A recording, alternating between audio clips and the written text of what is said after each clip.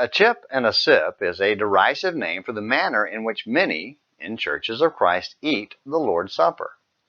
Not content with a personal decision to choose larger portions, some feel the need to ridicule those who take smaller portions.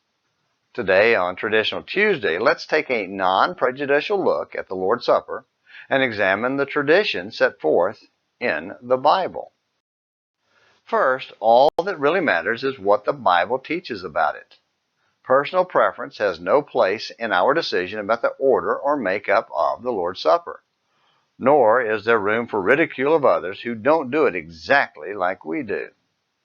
The key question is, what did Jesus establish on that last Passover night before his betrayal? The elements are simple because it was instituted during Passover. Jesus used unleavened bread and either unfermented or a heavily diluted wine that were common elements in that Passover feast. There were other food items in the feast that night, but those were the only two chosen by the Lord. Some assert other parts of the Passover feast should be included in the Lord's Supper. But Paul ended any debate about the elements and order when he sealed the pattern in 1 Corinthians 11, verses 17 through 34. The order was a piece of bread first, followed by a drink of wine. Verses 23 through 25 spell it out.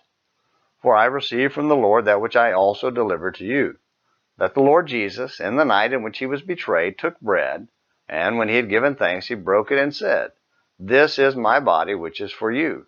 Do this in remembrance of me.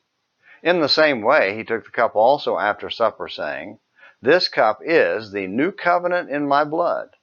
Do this as often as you drink it in remembrance of me. Anyone calling for any other element or order is defying God and must be rejected. Also, portion size was not discussed at all, so whether one takes small or large portions is completely irrelevant. Then Paul went further to say we must examine our hearts to see if our attitude is right before God so we don't condemn ourselves. 1 Corinthians 11, verses 28 and 29. If our heart condemns us, we must cleanse our heart first. But even if we have a good attitude, that is spirit or heart, but do it the wrong way, there's no excuse for rejecting the divine pattern.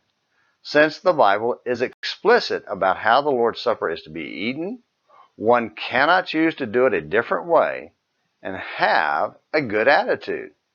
Rebellion against God's will is never okay. Finally, there are times when portion size can be a problem. One is if we judge another's heart based on the size of the portion they take. Ridiculing their chip and a sip is a sin. And so is turning the communion into a common feast. Paul's teaching started as a rebuke for their making it a common meal in verse 17 and ended by telling them to eat those common meals at home, verse 34. The Lord's Supper is about the Lord. Let's not make it about us. But be sure to make it back here tomorrow for another Morning Minutes in the Bible. Until then, this is James McClenny hoping you have a great day.